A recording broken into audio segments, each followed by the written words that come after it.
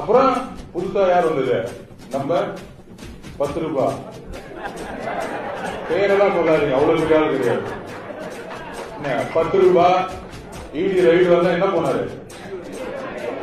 அவரு பெரிய செயல் வீரருங்கிறாங்க. நாங்க சிபிஐ என்கொயரியை போயிட்டு வந்தா பதறிட்டாங்க, பயந்துட்டாங்கிறாங்க. ரைடு வரும்போது யாரா என்ன பண்ணாங்க பேண்ட்லங்கிறது எல்லாருக்கும் தெரியும்.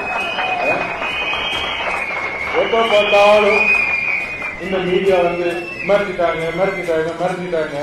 மிரட்டும் போது யாரா என்ன பண்ணாங்கன்னு தெரியும். அது வாயில சொல்ல முடியாது, உங்களுக்கே தெரியும். கார்ல எப்படி அழுதாங்கன்னு தெரியும், எப்படி நடிச்சாங்கன்னு தெரியும், யாரு ஹாஸ்பிட்டலுக்குள்ள போனாங்கன்னு தெரியும்.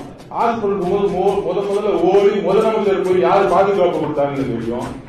ஏன்னா அவரை தொட்டா முதலமைச்சர் குடும்பம் மாட்டிக்கும், அவ்வளவுதான் மேட்ரு.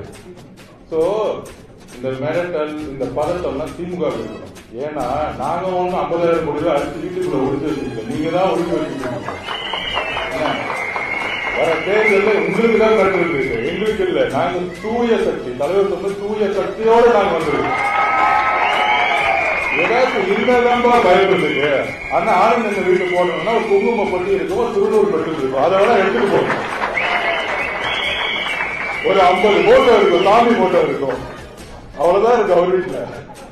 ஆனா உங்க வீட்டுல எல்லாருக்குமே தெரியும் என்ன இருக்குங்கிறது, தமிழக மக்களுக்கு தெரியும். கேட்டா இவங்க எல்லாம் தேர்தல் திறப்பாங்களாம், கொள்ளடிச்சு காசு எடுப்பாங்களாம். அதுல 10 ரூபாய் பாலாஜி போய் ஒவ்வொரு வீட்டுக்காக 2000 ரூபாய் கொடுப்பாங்களாம். இவர் ஒரு பெரிய தேர்தல்ல பெரிய சக்தி வாய்ந்த தலைவர்களா இருந்தாங்க. 2000 ரூபாய் கொடுக்கிறது ஒரு பெரிய தலைவரா ஊழல் பண்ணி எந்த விதமான எதிர்பார்ப்பும் இல்லாமல் 1 ரூபாய் செலவு பண்ணாமல் ஒரு மாநாடு நடத்தினா 20 லட்சம் பேர் வராங்க எங்க தலைவருக்கு.